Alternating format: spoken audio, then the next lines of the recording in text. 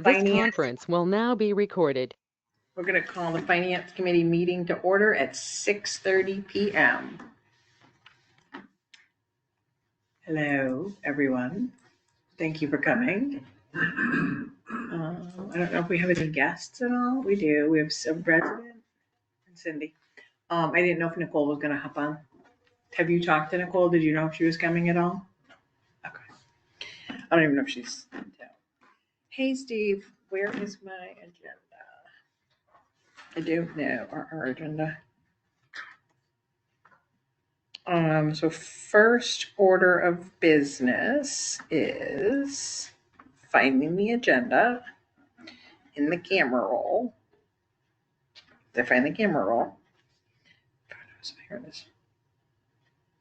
Okay. So review and discussion of FY2026 budget information disseminated to the Finance Committee to date and any new information that has become available. So I know that at our last meeting, we didn't really have an opportunity, the Finance Committee didn't really have an opportunity to look over this data much before the meeting.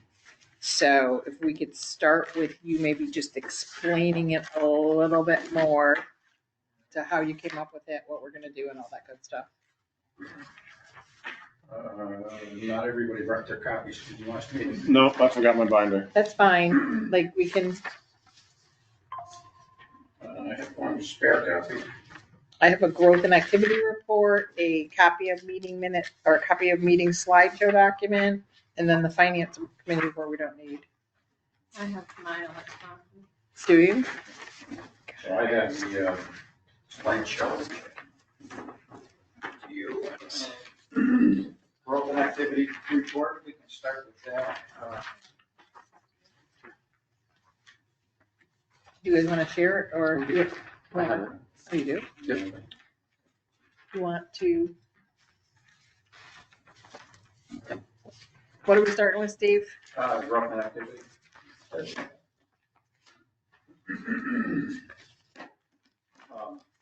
First page is the age demographics in Belchertown.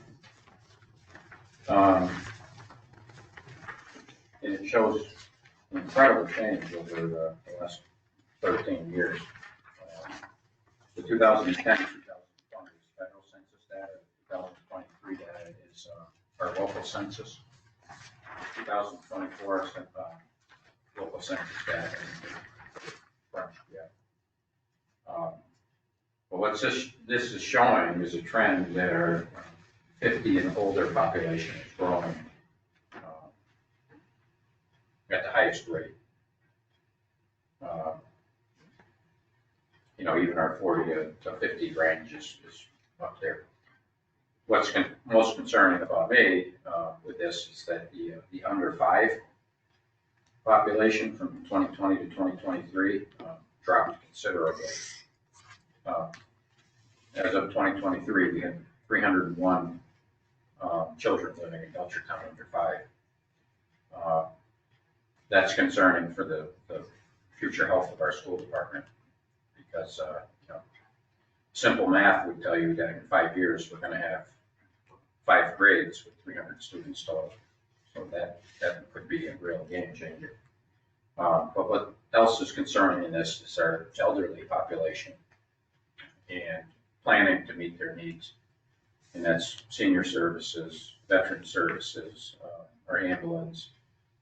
Certainly there's a lot of calls that are for elderly people in Belchertown. So those are things I'm watching closely. I need to be planning for those. And it's not going away from the looks of the trend again. The next page was the fire department call volume. And that has also steadily increased over the last 10 years, on average about 100 calls a year. After the last meeting, I received an email from a resident who thought that maybe we were fluffing these numbers a little bit. That's not true. These numbers are derived from our 911 system, so we know that they're true. I would never, you wouldn't fluff. Representation. Right, like I can't remember, you're gonna fluff the numbers, like no.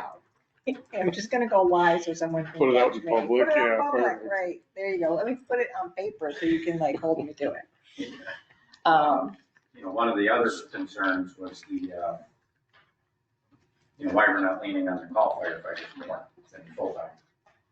And that also has to do with the EMS runs, the ambulance runs. Wait a minute, can you repeat that? Why we're not relying on the on-call firefighters as opposed to the Yeah. full-time? Why wouldn't we rely only on the full-time if we could? Well, I think the volunteer call firefighters, people think that that's a free service. It's not. They still have to be trained. We have to buy gear for them and all those things. But oftentimes there's a focus saying, well, if the volunteers could do more, it would save the town money overall. And that could be true. The issue we have is last year we did 2,158 EMS calls. And we did 623 fire calls. And our call firefighter force are not EMS EMT trained, paramedics. right? So we need to have EMT paramedics if we're going to respond to people's homes. And that's where it comes in. So they've seen a big increase. And that's also reflected in the police department responses. 10 years ago, we were about 14,000 calls a year, and now we're up over 20,000. 20,000 calls a year? Yeah. How much of those are violent crime? I don't have those statistics. I don't know how many are domestic, how many of them are violent, It's just a how lot many of of them are calls. just well-being checks, how many of them are responding with our ambulance. That I could derive from We're this, just I'm sure, but. Curious. Yeah, but it just shows a steep, increase in activity, which is, again, concerning because we have to plan for this and our budgets have been stretched thin. In speaking with our DPW director, we were looking for some sort of a tracking of activity.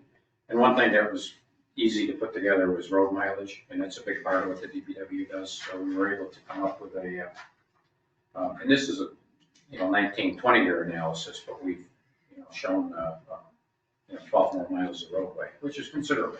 It is. Senior center, same thing. Their numbers are going up.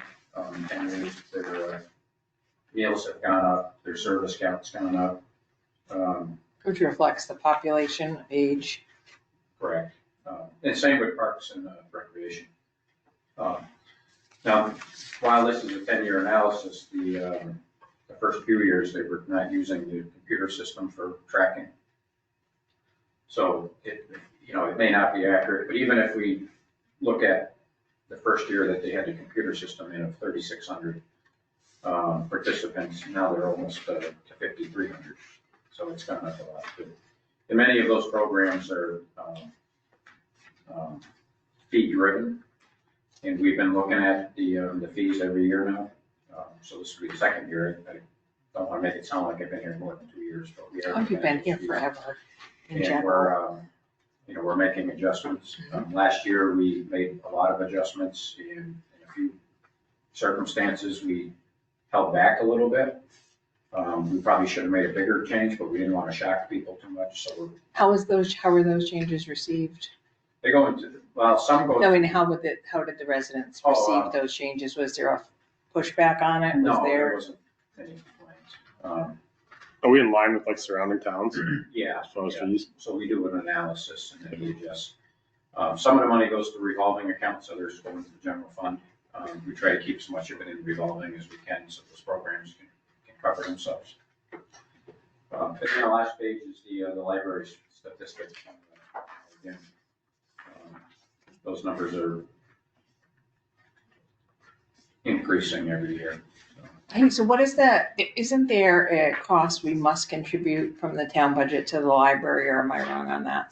No, there is a formula that is used last year and this year. This year, we expect about $49,000 in state grants for operating expenses. That we would receive that would be a flow through?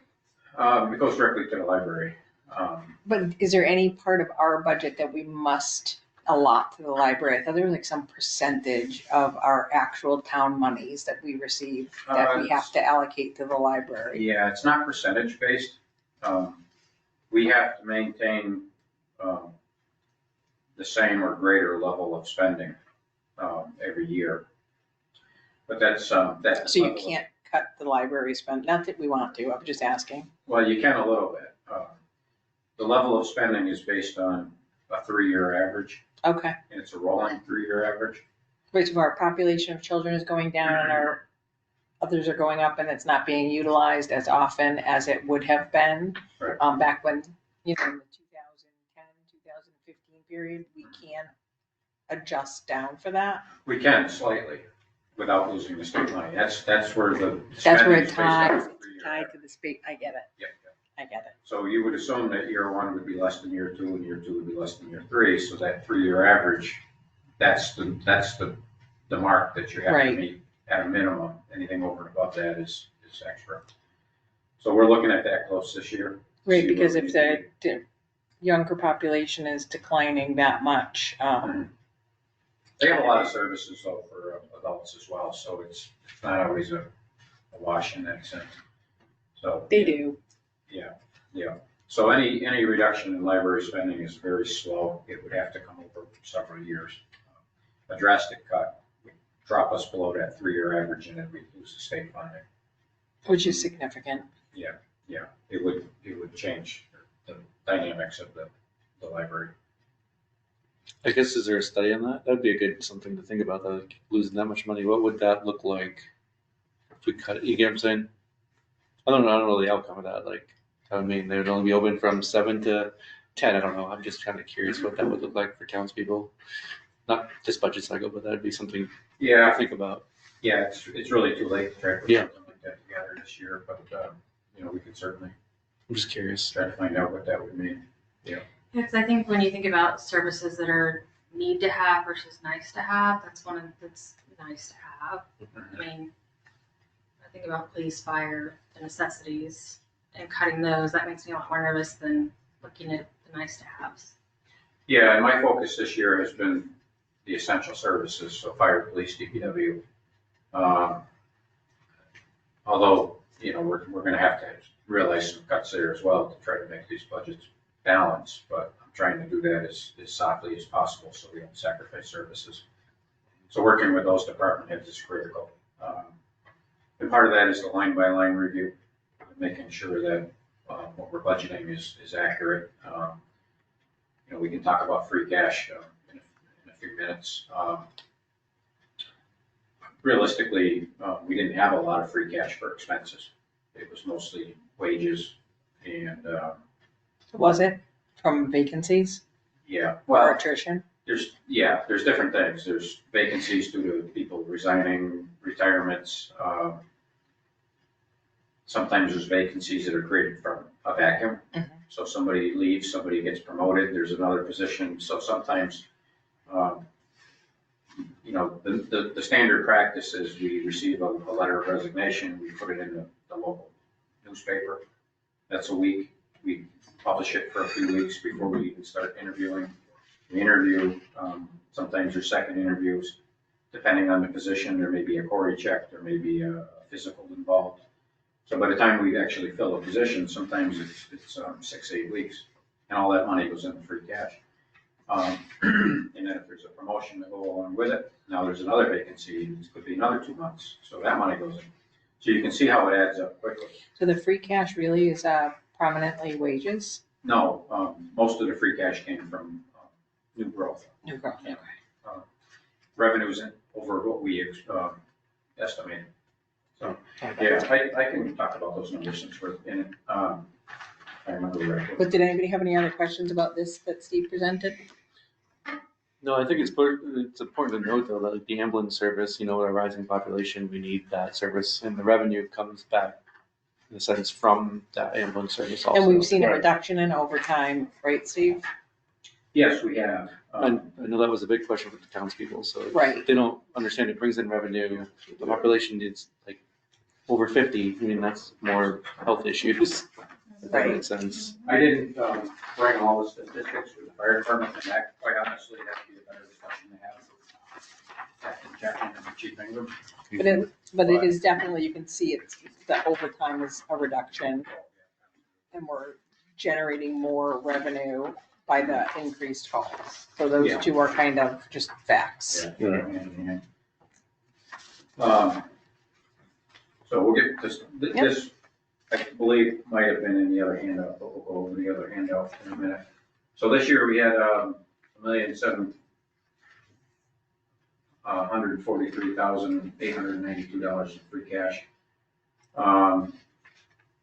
So the select board's role is to set policy when it comes to budgeting.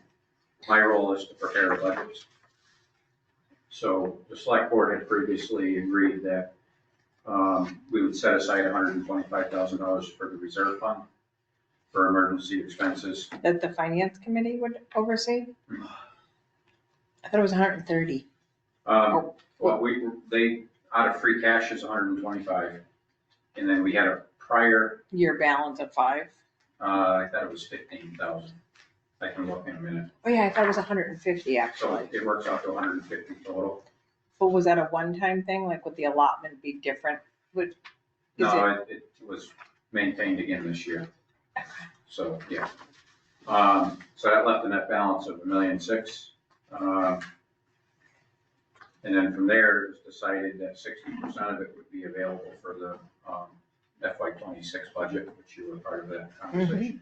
Yep. Leaving a balance of 647, and we had previously agreed that the balance, or 40%, would be divided 3 ways. 65% going to capital, 30% to our stabilization fund, and 5% into post-employee retirement benefits. So that's how it breaks out. I know we previously formed a capital improvement planning committee. They have a short list developed for FY26. They have not ranked or even begun working on years 2 through 5, a 5-year capital plan, because they're trying to just get through year 1 because times are ticking. And so in what they're trying to get through, are they able to stay within that 421 parameter or? Oh, no.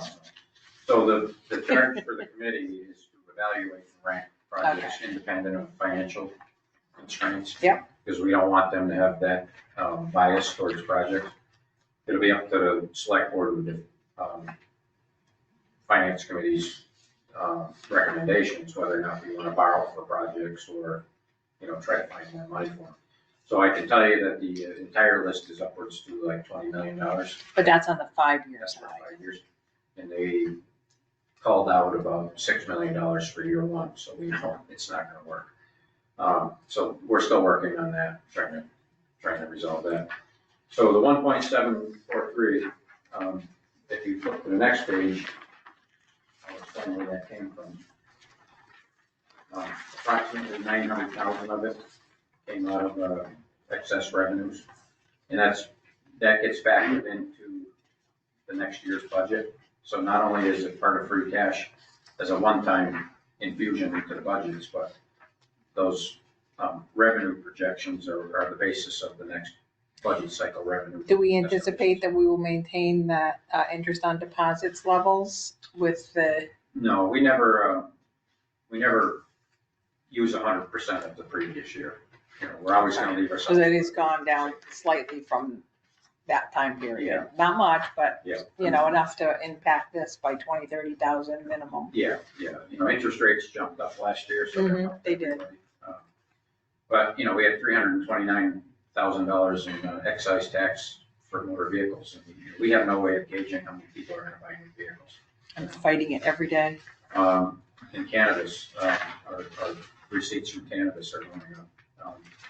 Interest, federal grants, all those things add up. There were other categories that fell short, so these numbers don't add up perfectly. We had from expenditure accounts, 441,000, but that further breaks down to $220,000 for wages and $215,000 for expenses. So with a town, other town budgets of over 13 million, I think that's A smaller percent. very small percent. Yeah. And we're looking at that. I have to look at the balance this year's budget. The school department turned back, about 7,000. Are they required to do any turnbacks? No, they are not. They have, the ability to manipulate their budgets as they see fit. So you'll notice that, with the other town budgets, we have to stay within the individual budgets. You can move line items within that budget, you just can't Yes. add or take away any funding. Right, so when you review the budget sheets, you'll see that line items are overspent. Mhm. It's the bottom line that matters. With the exception of any budgets that also include wages and benefits, which some do. We cannot, within an individual budget, we cannot move money from expenses to wages or wages to expenses without going to town meeting. Right, that's School that department- special town and we do those every year, like we have to move this from that. There's a whole 1, 2, 3. So the school department's not bound by those restrictions. They can move money from expenses to wages and vice versa. They're under no obligation to give free cash back. And Including the money from the school choice. correct, yeah. So they're, the school department authority over their budgets comes from Mass General Law, Chapter 71. And, they have a lot of autonomy to be able to meet changing needs. And it's appropriate that they have that ability. So not only are we bound to having to go back to town meeting, if we run short in one budget, we can't simply move money from one budget to another. So we either have to come in front of the finance committee for a reserve fund transfer, or come up with some other plan if necessary. I just was asking, I just wanted to clarify, because I know a couple of people here have generally knew, it's that once the school gets their number, we're out. They Right. can do whatever they want with it. We have no say, no looking into it, no reviewing it, no anything. And is it state law that says we can't move between wages and operating expenses, or what are the, what I is it believe that's- it's state law. On the town side? yeah, Then the last page is just some, So, so in the sense of free cash, like, I think that a lot of townspeople think we're not using our money correctly, but we are using our money correctly. if that I think makes so, sense. yeah. So we really, $214,000 is really all you gave back in the grand scheme of things between wages, but so the town's doing a great job. I just want to say that. I think the Right, townspeople are mixed up. They think they see $1.7 million, and that's not a true reflection of the budget. And if you had counted the 898 as revenue and weren't conservative, right, that could cripple us. Because that very revenue could quickly. go down this year. You Right. don't know what's going to happen. Right, maybe everybody bought their new cars last year and nobody's gonna buy them this year and, So Right, we good always- job on your. Yeah. we always want to leave a little room. right, 100%. And the other thing that's important to point out is, after we decide how we're going to distribute free cash, 70% of that goes to the schools. Right. So we're not depriving the schools of this money. Oh, so they don't give back into it, but they get benefit of 70% of it because it's primarily new. Okay, Right, we're putting it into the budget right, the following year, so we're essentially paying it forward right. in that sense where it does show up eventually. So Because of Nobody's paying the for it. 441 that was turned back from the town, any portion of that goes into the operating budget for next year, Mhm. but of the 60%, 70% of that is given to the schools. And the other, we started talking about wages and I got sidetracked it, but resignations are sometimes an issue with delays in filling positions, but we also have unpaid time off like FMLA. Mhm. Oh, yeah. So when those things hit, which we frequently have issues with, that money just pulls up as well. So we're always gonna have extra wages, but we can't count on that. We Can't. can't budget based on anticipated injuries or resignations. If I ever budgeted that good now, you need to be Yeah. budgeting. I get it. I'm sure everybody at this table gets how you have to budget wages I conservatively. mean, one snowstorm could have made this thing go away. In a sense, if you think about it, like, I'm just saying, one extra snowstorm or two extra Well, we have snowstorms. 3 more snowstorms like we did over the Yeah. weekend, we're gonna be in trouble. And I'm just saying that so people don't understand, like, so Because it's that's. very, very costly snowstorm, Yeah. and it's not over yet. Fortunately, I think tomorrow snowstorm's gonna miss us to the south. So what's the reserve for encumbrances, expenditure variance, close 23, reserve 24, the 457, 762 on that same page? Oh, that's, I think those are holdovers, POs and such. Okay, that makes sense. And so then the reduced by deficits in other funds, what is that? 53,000. I think that was money that was moved. So the town accountant does have authority under the, I forget the acronym, but it's a Municipal Relief Act, I believe. Okay. So in May and June, she can move portions of money from one budget to the other, but it's limited to a percentage of that budget. So that's why we still have to bring things to special town meeting, because it's a very low percentage, but sometimes we're moving money, back and forth a little bit. And that's the only time she can do that. So that's it on free cash. Let's talk about, unless you have questions, we can talk about the slideshow documents. When the February 6th meeting.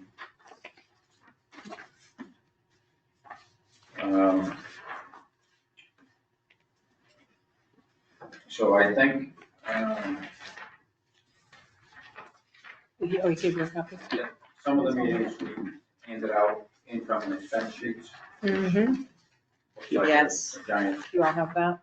spreadsheet. Right where? Am I looking at the wrong one? Right here? It wasn't yet. I don't think we put the- Income expense summary sheet. We put a summary in. Do you have that? Okay. Oh, the stuff, the Yeah. other The one. document is 2 pages of. Yes. You have extra? I'm gonna, is this what you're talking about? Yeah, I thought we had it for the January meeting. Oh, I have. This one? Yeah. So it's page 2 of 9. So Is this that what we're looking at, 2 of 9? No, you're looking at the blue. Which page are you looking at? Hold it up. Well, I'm looking at this one. Okay, so it's 2 of 9. That is correct. So at the January meeting, we gave everybody the income and expense sheet. Right? I don't know if I have that hand up for you. And Jill just pointed out certain line items off of that sheet. I think it's in here. Might be. The whole thing could be in. Because it's, Yeah, that wasn't yeah. accurate anyway. You Right. can't have it accurate in January. So what we did is we put together a summary sheet of the full income and expense sheet. Here, just so you know. This was the last one that was prepared. I think you might have had that. Just so that the general public could view the highlights without having to look at all the in-between stuff.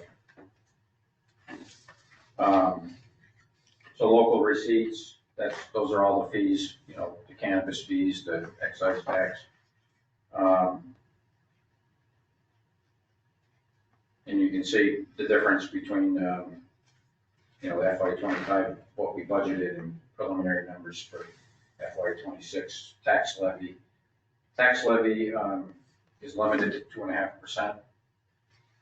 And people are gonna probably say, well, my tax bill went up more than 2.5%. Well, that's because not everybody's tax bill is gonna go up exactly at 2.5%. Some are gonna go up less and others are gonna go up more based on the assessed value of the property.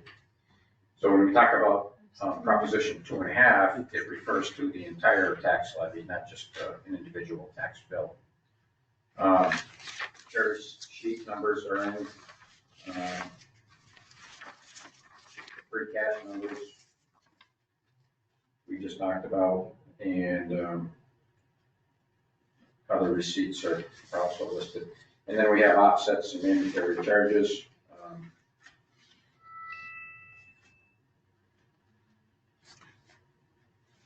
And at the time of printing, we did not have the Pathfinder's numbers on this one. The next page is the target budget for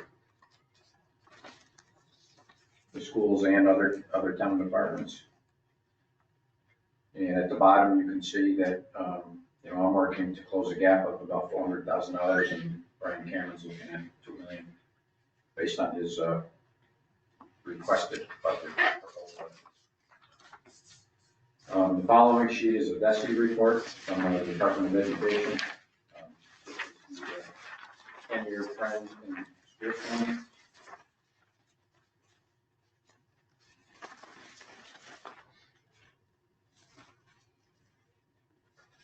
Page after that is a 10-year town government department budget. Can we go back to the net school spending compliance per DESI? Because I think there's an upcoming meeting, they're doing 70 minutes on chapter 70, and I'm not even sure I'm gonna be in Belchertown that day, but, so we have every year given, quite a bit over, right? Yeah, we spend more than the minimum required by the state. So what is the formula that the state has, and I should have done a percentage, what we average over the, whatever years are on here. So the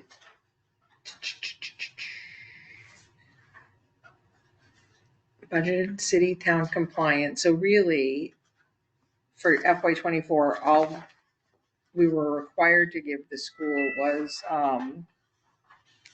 33,274, 349. Am I reading that right? On page 4 of 9. But we gave them an additional, no, that's not right. So I think we had to give them a 3.664, right? I don't, because we certainly have never given them 39,000, have we? No, I A think million. I think the 29.6. The 29,610 is what the state requires that we give them. And Correct. what is that formula based on? Like, why would the state say that we need to, you might not be the right person, but why would the state say we need to give the schools $29,610,313 when in fact we have to give them an additional $5,362,641? Like, does the state come up with their formula? Is it so, do all cities and towns give that much over and above what the state says? Like, is the state formula that low? So I don't know how the state formula works. You know what I mean though? Like, Yeah, I do know that when I spoke to the superintendent, he said Belchertown's on the relatively low end of the 351 communities. but do we know As far as- why? I don't know. Well, when I say low end, our spending level over the required net minimum is on the low end of the 351 communities. So that do- were ranked in order. So do we have like any kind of study, so do we have a document supporting that statement? Or a reference that we could look at to Yeah, you support can- that You can statement? look that up on the DESI website. And it would say that, If you go into the tables for net school spending, you can rank, you can do a sort and rank, that column, which will automatically rank the communities. so we're on the low side for what DESI says we should spend per student, or what we contribute, the additional 19, 17, 16%, depending on what year, 20%? Spending per student. So yes. So what DESI decides we should spend per student is on the low side of the 351 Oh. communities? That I don't know. I don't know if it's the same for every community or if it's individual. Like, I don't know why there's such, the state has, all these people employed to do all these numbers and all these calculations and see these algorithms. So, and I'm not disputing anything. I'm just curious as to why the state would say that in FY24, we should be able to educate all the students with everything we need to do that for $29,610,313 we added an additional amount over that, bringing us to I don't know, it looks like, whatever. We added an additional 19.2%, bringing us into the 30 millions. Correct. So when Where's the disconnect there? And that I'm sure that 33 million was a million or two less than what they had requested to Mhm. provide those services. So I just don't know where that big disconnect is. Like when I saw this information, I'm a little confused as to why there's such a discrepancy, like millions of dollars difference. Right, and And again, that's still a gap. yeah, I don't know the science behind how the state calculates the minimum spending. And just to clarify, the superintendent's comment was that our spending per student is, when ranked statewide, is lower than the majority of 350. But it should be tied somewhat to what the state tells us we need, Yeah, right? So if we're ranked on the lower side, it's also interesting that the state is telling us even a lower Yeah. figure than we allot for by millions and millions of dollars. And so maybe that formula could be, I don't know, maybe that should be a school thing for them to look at that formula Mhm. and reach out to DESI and whoever the powers that be and say, why are we only being told that's what we need? yeah. I would, those are good questions for the superintendent. They are, I'm sorry, they're just spewing out, I'm sorry. Yeah, because I don't know how science and how DESI works. My brain won't stop. I'm gonna attend the chapter 70 and 70. I'm gonna really try, if I'm in the state, I'm gonna make every effort. But if you do look up, the DESE website, DESE, Yeah, no, you can find tables for just about every metric that you can imagine, and you can sort them and look at them in different ways. And there is a lot of information in there on how some of that stuff works. okay. Um, We're just looking for solutions, like how can we get the state to give us more? Yeah, I do know that the formula is only reviewed every few years, and I think we're still another year or two away. But let's prepare now to, when we get into that review, to make sure we can make our case to get more that they give us to support what they're telling us we need to spend, like more appropriately, because that just helps the town and the school. Mhm. I'm sorry, go ahead, Sue, I'll try not to say anything, Where was I? make no promises. So yeah, in the back is the income and expense sheet. It's the, on page. Yep. 6, 7. Sorry, where's the one that I gave you? Down in the back. Some notes on it that I need.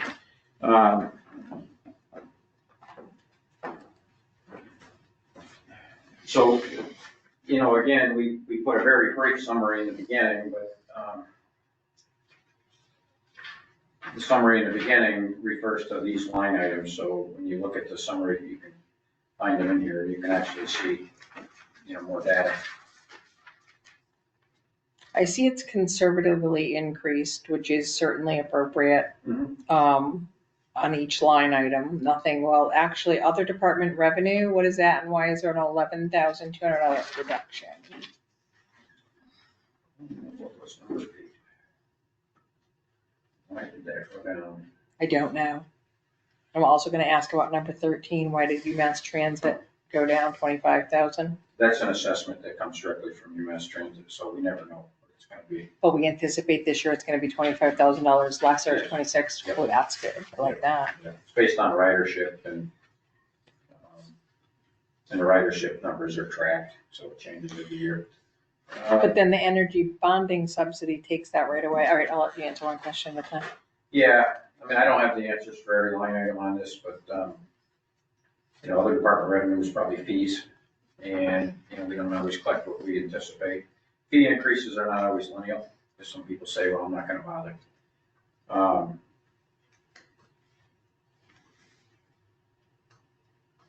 Well, it's an extra 25,000 from the energy bonding subsidy is a good thing. Mhm. Yep, we'll take it. Yeah. Take $100 at this point.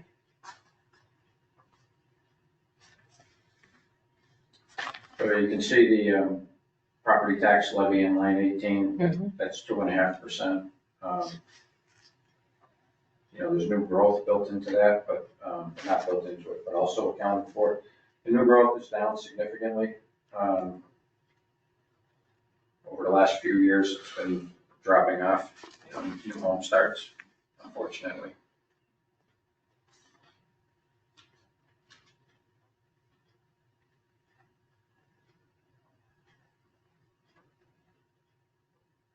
ambulance receipts have been steadily increasing every year.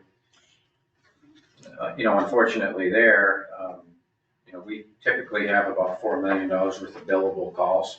But Medicare and Medicaid don't pay 100%. So we lose a lot of money, as you can see. So do we factor that into our budget, knowing that 27.3% are gonna be Medicaid billables, and we're gonna reduce what we would normally get full paid by whatever Medicaid would reduce it by, so that we're looking at those accurate numbers? Yeah, I mean, we're looking at every year's receipts. They're pretty consistent. And we use Comstar for billing, and they usually assist us with projections. Okay, so the projections of revenue are pretty accurate, even though it's not 100% collected. We could collect more if Medicaid was willing to pay.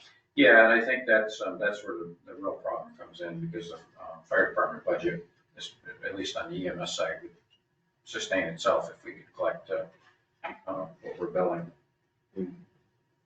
Oh, hold on, the town schools budget and what I'm looking at says 33, FY25 is 33,185,396, and that FY26 preliminary is 35,976,472, which would be an increase of 27,91,076, but that's not accurate, is it? No, that is accurate. That's what was requested. That's what was requested, that's not what's okay, Right. right, that was not, okay. And if you look at the town government total, our request was an additional, Like 400,000 or 600,000. well, that's what we have to cut. It was 690,000. Yeah. But that goes back to the. So insurance and pensions are anticipated to go up 435,673. Is that inclusive of health insurance, or is that just building insurance and pensions on line 42? 42, that is, includes insurance, yes. Includes health insurance? So the 435,673 increase in health insurance, is that for both the town and the schools?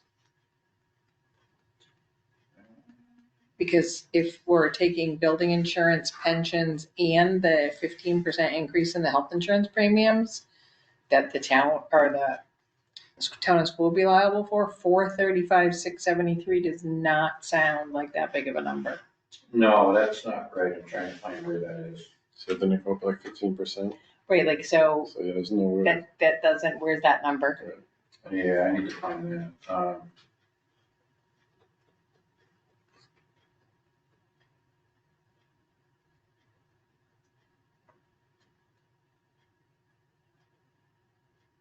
gonna have to get back to you on that. Because that is a fixed cost, and that should be in there.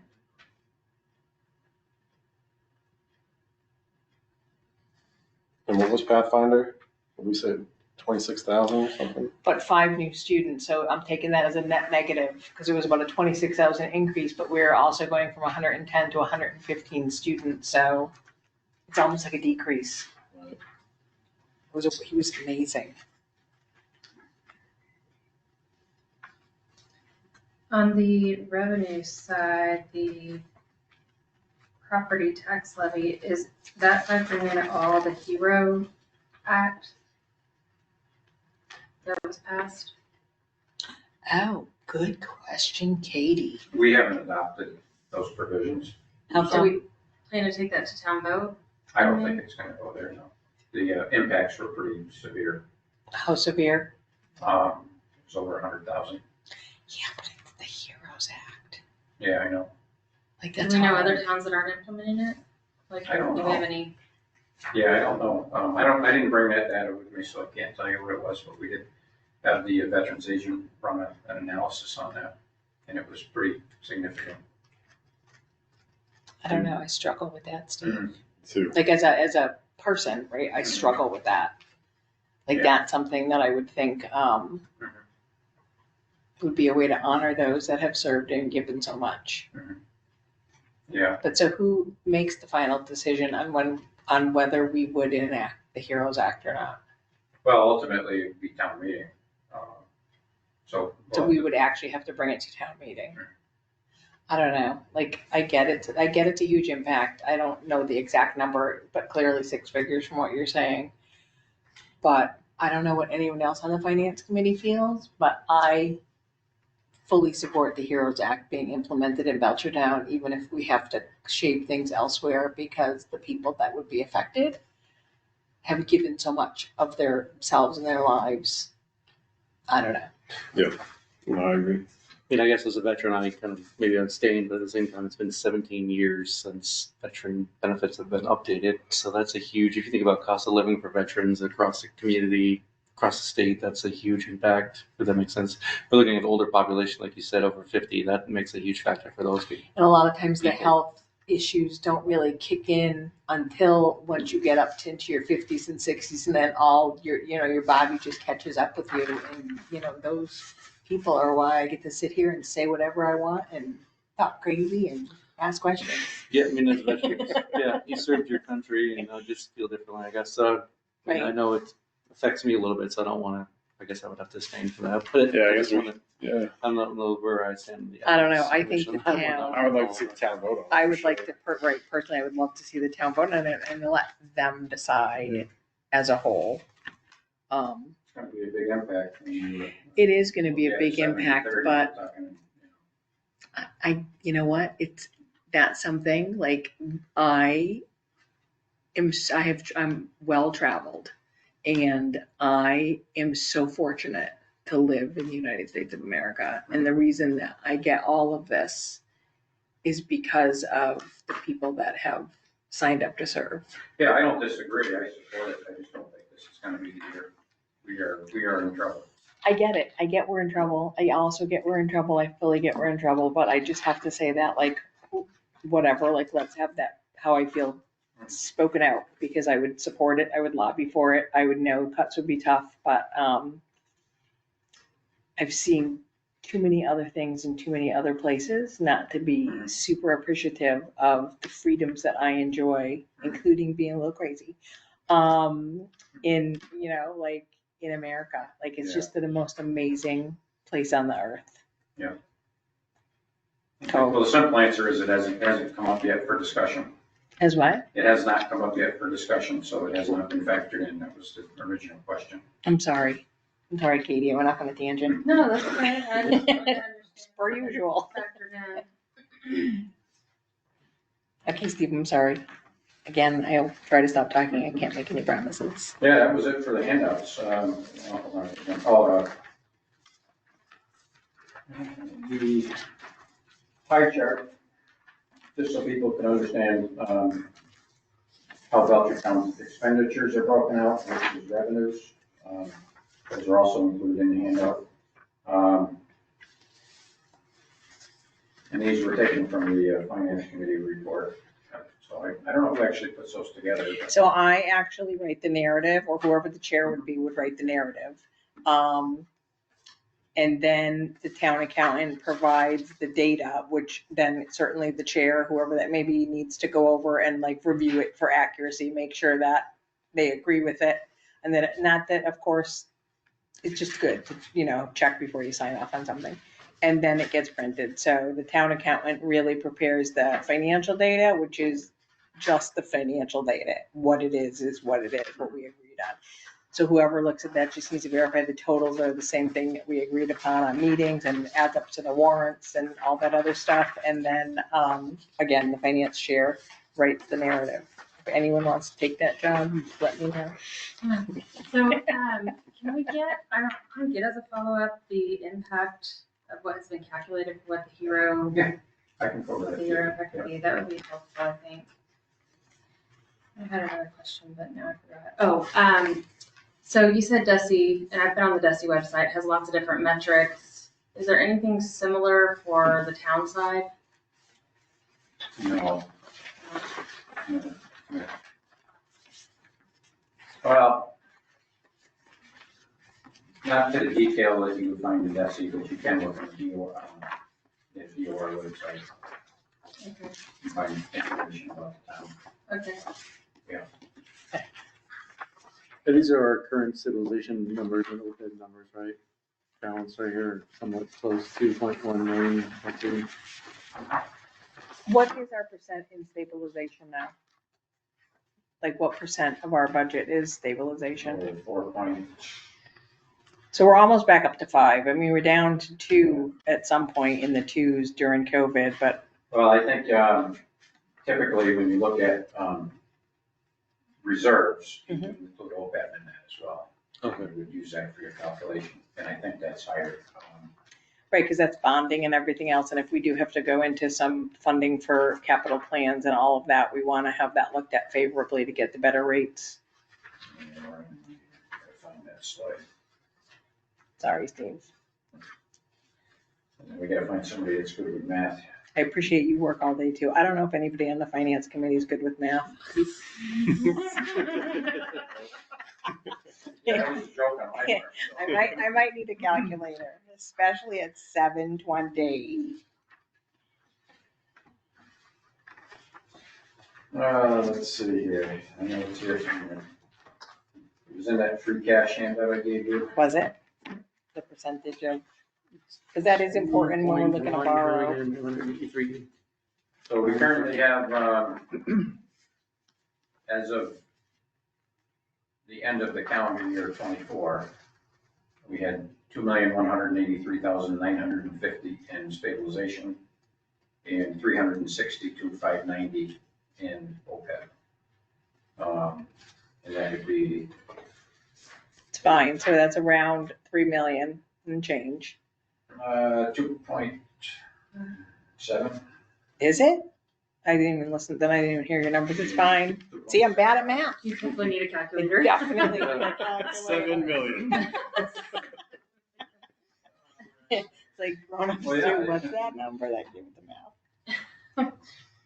So that would be a question, if we were gonna consider the HERO Act, would we wanna, maybe, because we're gonna put $195,000 into stabilization and 32 into OPEB. Right, and so, if we're over 3% in stabilization, like I would love 5 or 8%, who wouldn't love that? As a fiscal conservative, but I think the state will still look at us favorably if we were 3% or more in the stabilization, if for our borrowing purposes to get the preferred interest rates. So if we were to enact something like a HEROES Act, and the first year would be a significant hit, what would people be willing to do? Would they be willing to maybe concede some monies into the stabilization fund as long as it stays in line with that 3% total that remains in there? Yeah, because we're putting 30% of that free cash into stabilization this year. And how much is that? I don't have. 194,000, roughly Right, 200,000. so, I don't know what that impact is, I guess. so as long as the current levels of the stabilization fund are at that, again, that the 3%, so that we're not adversely affected, I would not be opposed to looking at something like that personally. Mhm. Like, I think it's that important. I really do. I think there's a lot of people that struggle, especially later in life, that have served our country, and it would be very meaningful for them to be able to have that benefit and allow them to enjoy life a little bit more. Yeah, I'd be curious to see what the veteran population is too. Like, is that the 70%? Or like, are they in the 70s or 80s? Is that Right. going to help them the most for somebody young like me? I'm just, if that makes sense. Well, I mean, I think anyone that has served deserves it, but Looks like we're at 4.6%. perfect. So you do have a calculator and you are good with math. Hired. So, the new provisions of the HERO Act, which I'm not gonna approve, only add to what's already been on the books. I don't know if you're aware of that. Only what? That's an adder to what's already been on the books. We already have a lot of different tax exempt and reductions for veterans. So it's, Incorporated in Belchertown? yes, I didn't know that. oh yeah, yep. So But none of them have a cost of living component, correct? Is that what you were saying? that I don't know. I'd have to talk to our veterans agent and our town tax assessor. Yeah, So- they haven't changed in 17 years. That's why the HEROES Act came into place to make that cost of living adjustment. Yeah. I mean, it's overdue, but. But there's also, and I'm going from memory, but there's also threshold changes. Mhm. So it's more complicated than you're gonna need more information before we make a decision. Oh, certainly. Yeah, so I can find that phrase. I apologize for not having it, but I didn't know it was gonna. Well, you're not a mind reader, so there's always tomorrow. Does anybody have any other questions about any financial stuff for Steve? Just say, good job. I know it wasn't easy, so I just want to condemn you on that. Like, trying to figure this all out, and I think the numbers speak for itself. It's hard for the town resident to see, or the taxpayer to see, but Right. I think you're doing the best, what you got, sir, and almost like deal with it. You inherited a mess and you're dealing with it. I would ditto that. We have a great financial team. I can't say enough about Jill and, the rest of the group. She's the one that puts all these spreadsheets together. She does a lot of hard work on this. And, with some cooperation and some positive attitudes, we're gonna get through this year and hopefully next year. Did the schools close any of their union negotiations yet? Not that I'm aware of. You closed yours though, right? Yeah, we closed, last calendar year, we closed on DPW, police, and fire. Okay. With 2% COLAs. Okay. But all three school unions are still out this year? I think there's five unions. but That are out this year? I thought there's only three I don't- that are out this year. Okay, maybe it's only three. I don't even know. That's another good question for Brian. So, Poor Brian. So now we have the request from the reserve fund, which you're definitely gonna have some questions about, Steve, so. The amount requested is $20,000. It's a lump sum for inspection service wage. The present balance and set appropriation is $1,430, which does not match up to the January financials, so I don't know if there's been anything. And it said the part-time wage line is used to pay various inspectors for their fee per inspection. The line is nearly used up with 4.5 months to go in FY25. It says it's extraordinary because more inspections have been necessary than anticipated during budget time. Permit fees revenue were increased during last year's budget process, as were inspectors' fees that had seen no change in several years. So $20,000 is a huge amount of money. So my first question is going to be, why is it being requested in a lump sum amount up front instead of as an actual cost when the year ends, like we would normally do in July? Is there any money? Who else wants to ask questions? Katie, you got your thing open. You got any questions? Yeah, I didn't understand how where the 1,430 came from. Just looking at the January 25 reports for inspection services, I'm not seeing how that lines up. I just wanted to kind of understand that piece of it. And also, I really don't understand the answer to number 5. I have to read that one a couple times. Like, I don't understand what that's saying. Like, right, it's not like, so I don't, and again, in my experience with the reserve fund transfers over the last, 15 years, except for maybe a few years in between, this is a large amount, and normally what we do is we get the actual to the penny request after the amount has been expended, like by July, we make the transfer by July 10th. So I don't know why this is a lump sum upfront request, because we don't really even know what the actual amount is gonna be come the end of the season. Yeah, I would be worried, like, what do you do at the end then? If there's extra money in that account, does it come back Right, to the does it reserve get- fund? Or right. does it go to the town to go back and forth with wages all across? No pressure. Sorry. Well, let me answer one question. Sorry, our brains are all kicking in at the same time. So, what are you showing for a balance in part-time wages under inspection services? 6605 available budget As of January. as of January 31st, 25.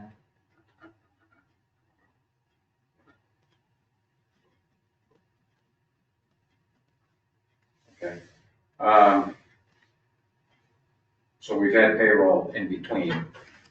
I'm guessing that maybe that's where the discrepancy comes from. it's such a significant amount. Yeah, Why, like, what is the cause of all these additional inspections that would warrant that $20,000 increase? so last year, to date, so that's fiscal year '24, we did 580 inspections. Mhm. This year to date, we've done 746. So there's a significant increase. And we don't charge for inspections, or do we? We do, but that money does not go into a revolving fund, it goes into the general fund. Okay. So, it's part of the budget process, but again, 70% of that goes to the schools, 30% goes in. So the fee that comes in from the inspection don't necessarily offset the cost of the inspection. It comes into the general fund, which is then goes into free cash if it's unspent, and then 70% of that goes to the schools. Well, all revenue is split. Right, so that's what, 70-30, so. so that's just weird. But, Sounds like a fee for service that would be, Like, why wouldn't a fee for service go into the, to offset the cost of the actual service? Because why would we take 70% of that fee out of that department's budget and give it, no, we're not taking 70%.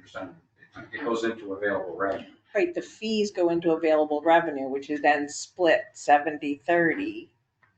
They're losing money in a But sense. why would the fees not be in a revolving account for that department so it can offset? We can look at that. That, I would think that would be a really good idea. Didn't get too much money, you just kind of like give it back like an enterprise, like give it back to the town Right. for revenue, kind of keep Well, it standing, so they The could. question is it allowable under the DOR regs? So we need to find that out first. Revolving accounts can only be used for certain things. Or some type of an account where it could benefit from its own income that it's generating, the revenue it's generating will help sustain the department itself. or at least cover its expenses. Right. Yeah. Well, that would be ideal if we could set up a revolving account so the fees go in. My belief is it's not allowable under state law. Or is there any other type of account we could do that would allow for Maybe the similar same as like the outcomes? sports, I guess I think like the rec is doing that with some of their sports, I'm Well, curious if that's possible. Yeah, but generally, revolving accounts are for expenses. Oh, this would be for wage. The revolving account would be a wage expense to offset So the cost or the fee of the I company can fee. look into it, but what I was trying to address is when you read the section about the fees going up last year. I did. It's not a direct line between fees going up and paying for the service because it goes into available revenue currently. And That's super interesting. we split that.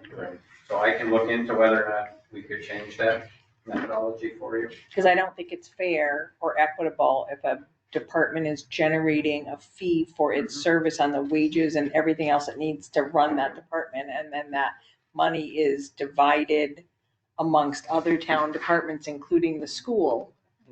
And that department, I guess that was another question, like we did 700 inspections this year, I guess are we planning that for fiscal 26 and making sure there's an extra $20,000 in the budget for next year for that? or do we anticipate there was a one-time reason for all those additional inspections?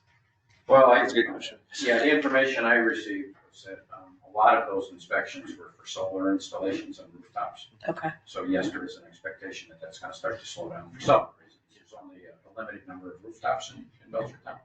Secondly, I think a lot of the federal money for tax incentives is going to dry up. That's been obvious cuts.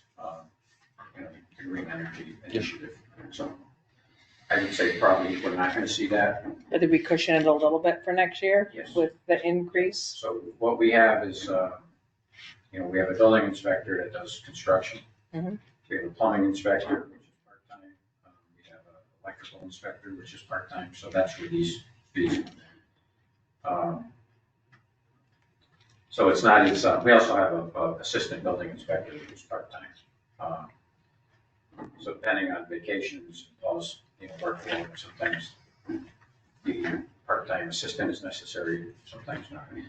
So when we look at all those things together, it was an active year. Unfortunately, it wasn't for the home construction because that's where, the growth comes in, but additions. Well, the solar solar- makes sense.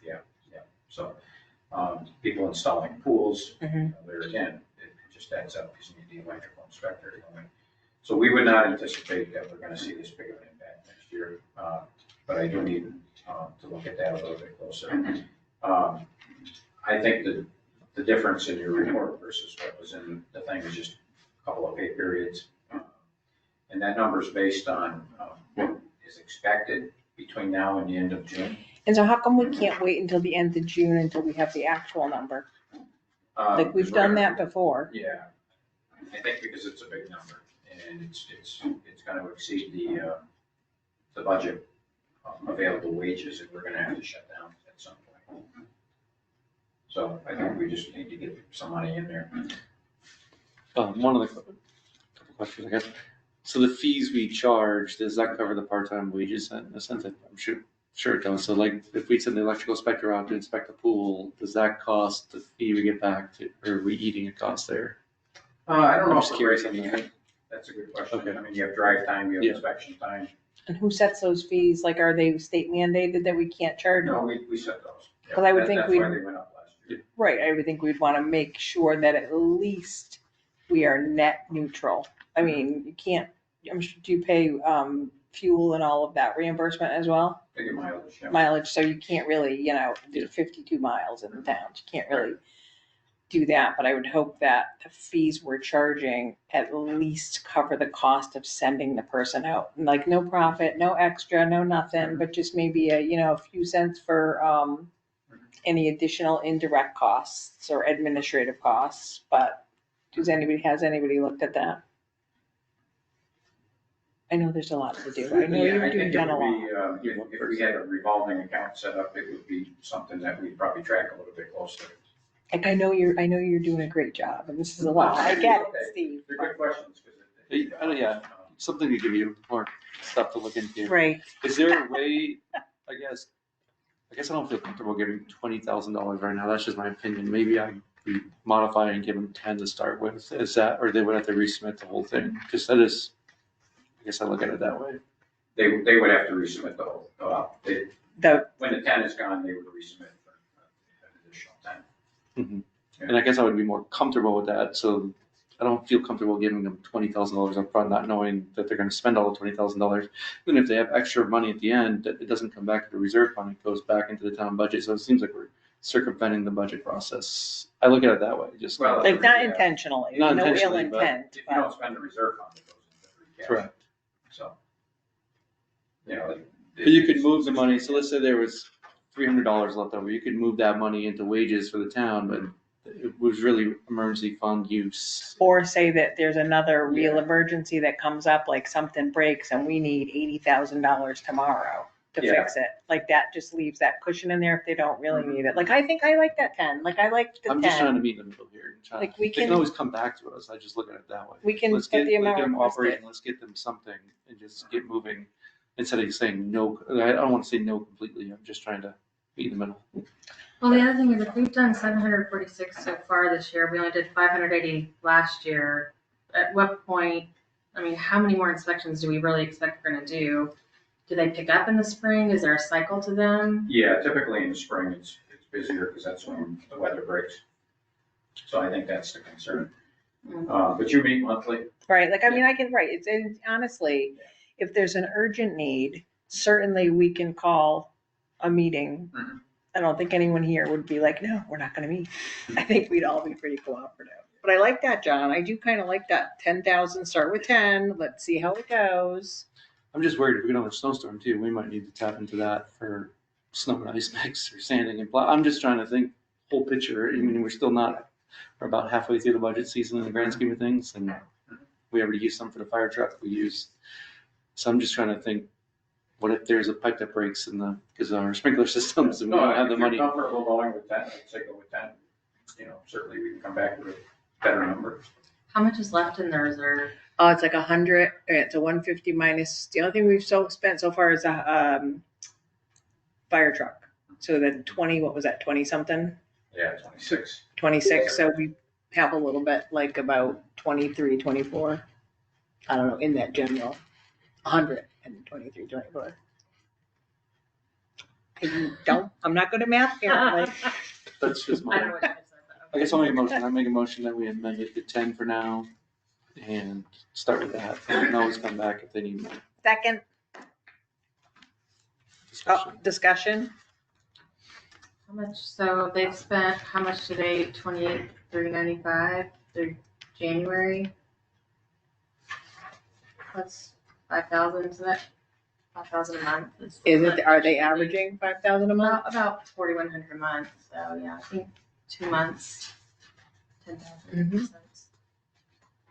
I think so. I think so. It just is, I kind of get it. I would rather keep the reserve fund as tight to the actual cost as needed, because we never know what's going to happen tomorrow. Right? Like, let's not curse it. Well, I would, I respect what you're saying and I agree with what you're saying. You know, we can take it one step at a time. But I would also say that I think Jill and the building inspector are, you know, capable of calculating what they think they're gonna need. So I would anticipate they're gonna come back and keep paying money.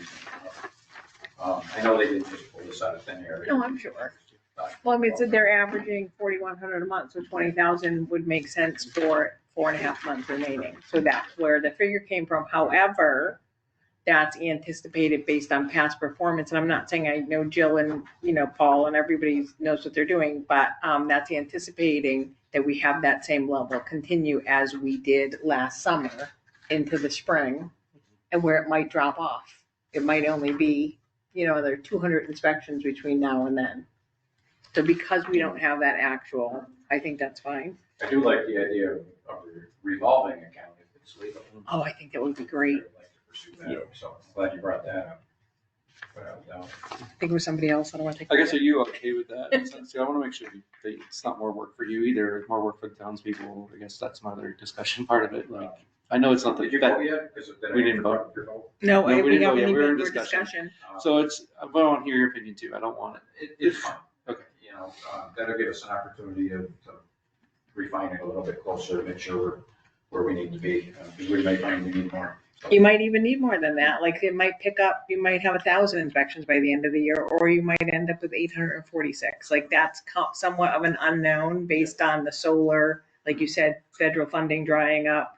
Who knows who's putting pools in this year with the state of whatever. So it may or may not come to fruition, but certainly if it does come to fruition, there's reserve funds to use for it.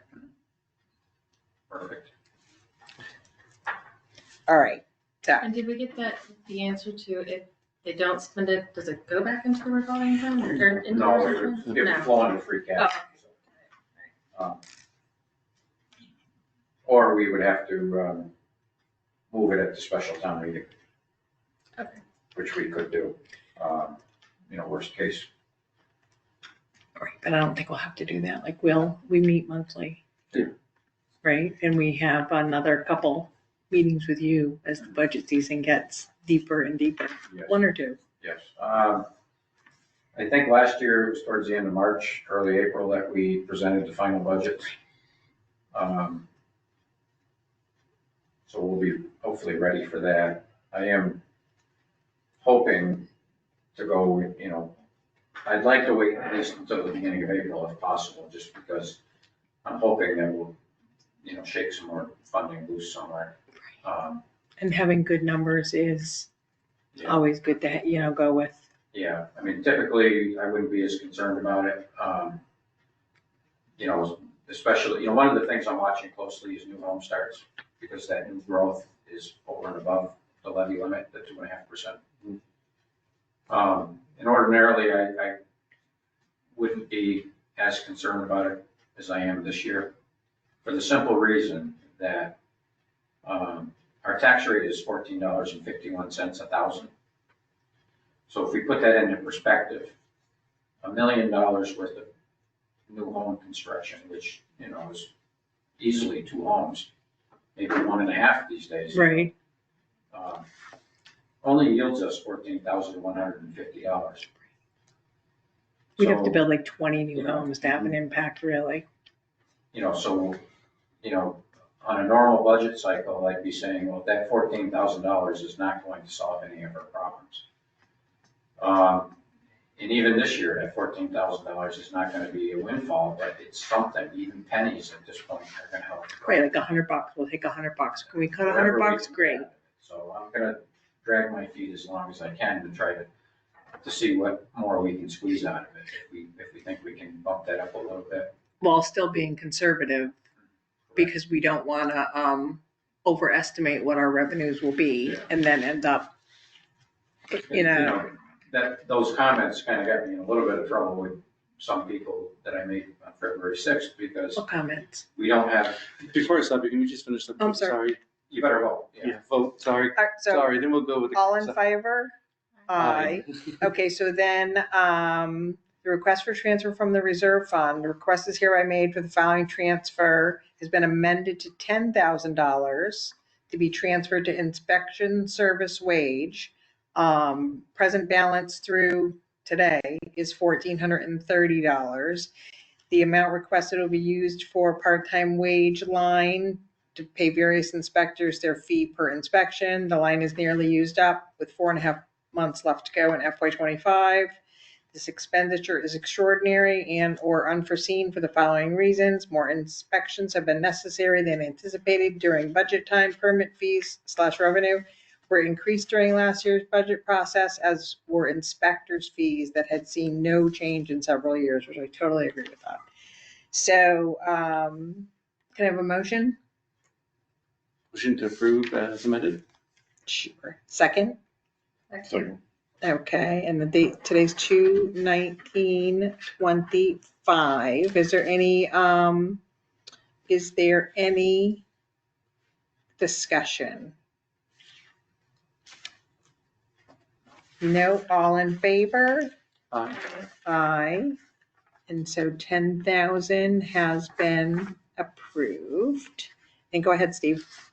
Okay, so the comment that I made was that, between now and when we have to have our budget set, I don't see any short-term solutions to this. And a lot of that is based on new growth estimates and the fact that, again, $1 million of new growth really doesn't provide a lot in taxation. When businesses decide to move to Belchertown, the process from identifying a parcel of land, buying that parcel of land, permitting, financing, construction, and opening is years out. So even though our best efforts are being utilized right now to try to promote business growth, it's not going to happen between now and July 1. People perceive that as we didn't have a plan, or we were being complacent, but that's not the case. Again, $1 million in growth is $14,000 in taxation. It's going to take years for us to develop that business space that we need. I don't know, when we built the house in Belchertown, it was 18 months from start to finish. Like it was, Commercial development, how long that takes. right, that was 20 years ago, or more like 22 years ago. Now it takes even longer. Yeah, so it wasn't an omission that we're sitting on our hands, because we're doing a lot. Right now, we have a branding campaign going on, it's ARPA funded, we're doing marketing. Can we loosen those conservation regulations? Yeah, I wish. Yeah, I'd second that. We're implementing recommendations in the local recovery plan. That was a document that was prepared to help recover from COVID impacts. I'm going to be working with various department heads to try to get property back into the tax rolls that the town owns, whether through tax title or other means of acquiring it. I have an RFP ready to go right now to sell Franklin School, 720 Franklin Street. Perfect. Just answer my question, I was gonna have for you halfway. Now, the sale may not yield a lot of money, but it gets the building back into the tax rolls, and We're not maintaining it. we're not maintaining it. We currently have the a grant through the Division of Local Services to study consolidating our recreation, senior services, and veterans agent under one umbrella called Human Services. And as part of that grant, not only are we going to look at consolidating them, but we're going to look at whether there's opportunities to regionalize and have shared services with other towns. I don't have.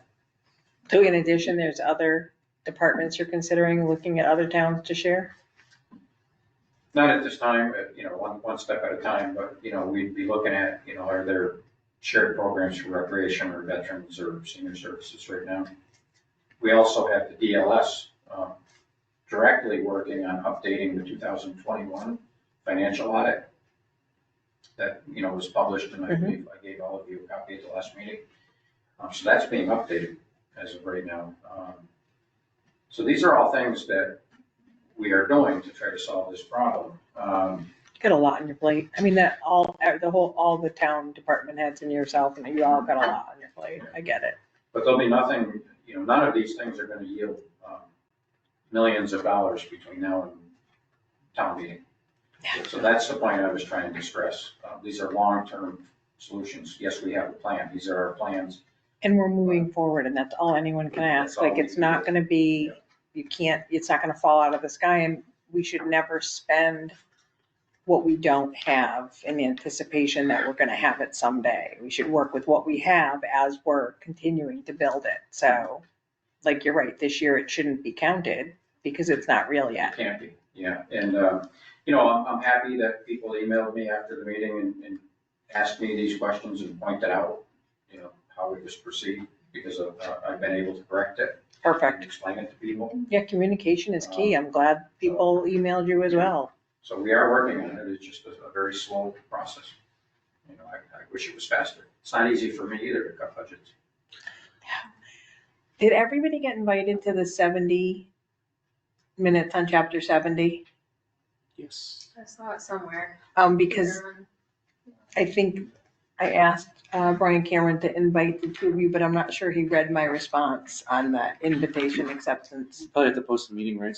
We're gonna have to post a Just in meeting, because case. if three or more go, we have to post a meeting, just in case. What is that? So it's on, let me check, I'm sorry. And we don't know, why she checks that, we don't know Pathfinder's meeting yet, do we? He hasn't reached out.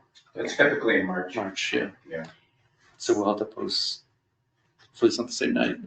So it's on March 13th. Hopefully he would have checked. I don't, it's on March 13th, and it is at Chestnut Hill Community School Auditorium, and it's 70 minutes on chapter 70. What time? It is starting at 6 o'clock. 6 o'clock, 6 to 70 minutes after. 6 to 8, 6 to 8, I think is in my calendar.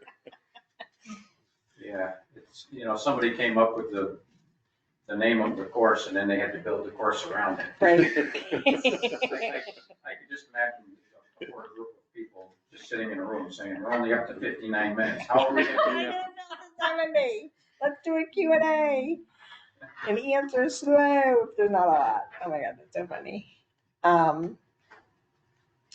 So does anybody have any questions for Steve while we have him hostage here?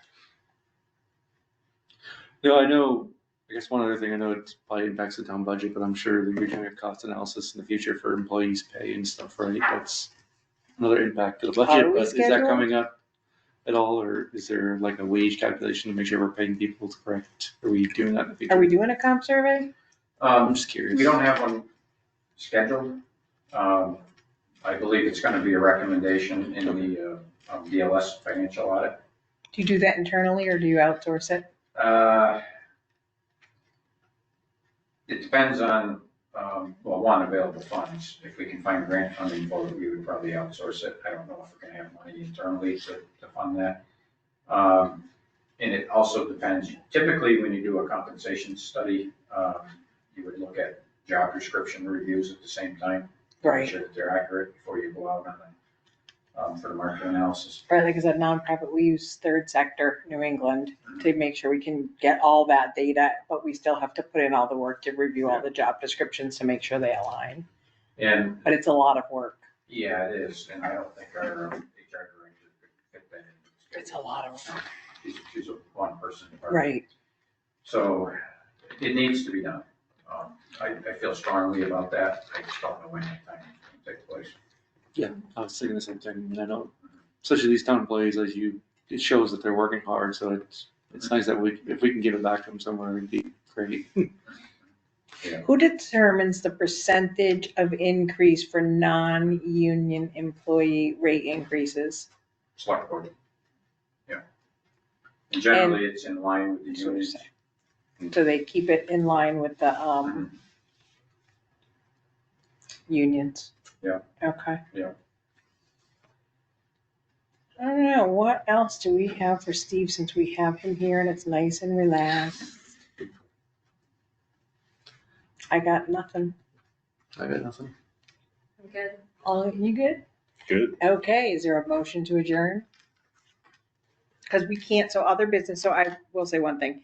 So other business has been on an agenda. We can't do meeting minutes because Angela's not able to make it tonight. She will have all the minutes for the next meeting that we have caught up. And so we have to skip that, but what did I do with my photos? I had other business as a number 4 on here, and it's been on there for 15, 20 years. I've never seen it not on there, but apparently now the town clerk has informed me that we can no longer have something as broad as other business listed on our agenda. We must be much more specific if we want to include it. So I did a revised, I don't think I sent it out to anybody, but I did a revised one taking it off. So there's no other business discussion tonight. So adjournment would be next. So motion to adjourn, A motion to adjourn. Mike, and second, Katie, all in favor? Aye, and we are adjourned at 7:56 PM. Perfect. How do I turn this thing off? It says like, Leave. but I don't, do I unpress record? Just hit leave, it'll be, Will it? You sure? Yep.